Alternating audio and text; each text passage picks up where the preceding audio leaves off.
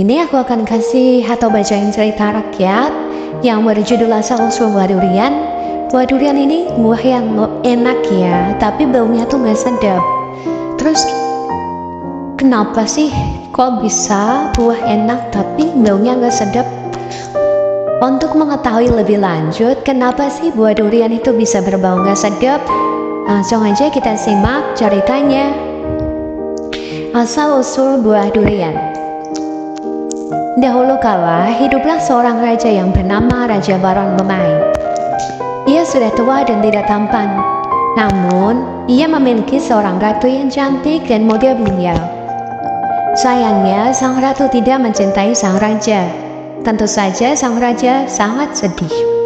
Maka, Raja Baron Lemai berupaya mendapatkan cinta sang permaisuri. Perjalanan ke Gunung Ipu pun dilakukannya untuk mendapat bantuan sang pertapa sakti dari Gunung Ipu. Setelah berhari-hari menempuh perjalanan yang berat, akhirnya raja sampai di Gunung Ipu. Ia lalu menjumpai seorang pertapa di sana untuk meminta tolong. Pertolongan pun diberikan oleh sang pertapa dengan syarat. Raja harus membawa 12 sendok besar susu kerbau, sebutir telur tabun hitam, dan setangkai bunga dari pohon tiruan. Raja mengarahkan seluruh warga kerajaan untuk tugas ini. Dua syarat pertama dapat dipenuhi dengan mudah, namun tidak dengan syarat terakhir. Seluruh warga kerajaan tidak ada yang bisa menemukan pohon tiruan. Raja pun menjadi sangat sedih karenanya. Tiba-tiba suatu malam di tengah kesedihannya, ada seorang peri yang baik hati datang menolong. Di bawahnya, sang raja terbang ke angkasa menuju tempat para peri beristirahat. Sebab menurut peri yang baik hati itu, bunga pohon tiruan merupakan bunga yang dipakai para peri untuk menghias rambutnya. Perjalanan mereka sangat jauh menuju hutan di mana para peri beristirahat. Sesampainya di sana, peri yang terbang di angkasa segera berubah menjadi burung kecil bersayap panjang. Dia terbang menukik dan mengambil bunga yang indah di rambut seorang peri dan membawanya pada raja. Raja sangat gembira. Ia berhasil mengumpulkan ketiga bahan ramuan tersebut.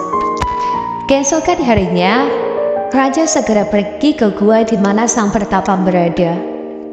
Oleh sang pertapa, raja diberi telur burung tabun yang telah diberi susu kerbau dan sari bunga pohon tiruan untuk ditanam di taman istana. Sang pertapa menjamin sang permaisuri pasti akan jatuh cinta pada raja jika ia memakan buah yang tumbuh pada pohon itu. Tapi ada satu hal yang harus diingat raja. Bila raja mengadakan pesta besar, raja harus mengundang sang pertapa. Raja bergebar-gebar. Dengan perasaan tidak sabar, segera raja menuju ke istananya. Sesampainya di istana, segera ditanamnya telur itu. Keesokan harinya tumbuhlah sebuah pohon besar di tempat raja kemarin menanam telur. Pohon ajaib itu memiliki buah yang bulat dan besar-besar, yang dapat menimbulkan selera. Raja kemudian memetik satu dan memberikannya pada sang permaisuri. Seketika itu juga sang permaisuri jatuh cinta pada sang raja. Mantra sang pertapa ternyata ampuh. Raja bahagia sekali. Ia pun mengadakan pesta besar bagi sang permaisuri. Seluruh warga kerajaan diundang. Mereka bersukaria selama 7 hari 7 malam. Tetapi dalam kegembiraannya, raja lupa nih janjinya untuk mengundang sang pertapa. Apa yang terjadi kemudian? Sang pertapa pun marah kepada raja yang tidak tahu terima kasih ini. Dia lalu mengutuk buah pohonan ajaib yang dimakan sang permaisuri itu. Buah yang tadinya mendatangkan cinta, dikutuk menjadi buah yang berbau busuk dan berduri tajam. Begitulah asal-muasal durian, buah berduri yang berbau tidak sedap tetapi sangat nikmat rasanya. Siapapun yang memakannya akan merasakan daging buahnya yang terasa lembut seperti telur rebus, putih seperti susu, dan terasa manis seperti sari madu. Nah itulah guys cerita tentang asal-muasal buah durian. Kenapa buah durian itu bisa berbau tidak sedap, rasanya enak, tapi berduri. Dari cerita tersebut kita dapat mengambil pelajaran. Janji itu harusnya ditepati, karena sesuatu yang awalnya baik dan dirasa sempurna sekejap akan menjadi hal yang buruk karena suatu janji yang tidak ditepati.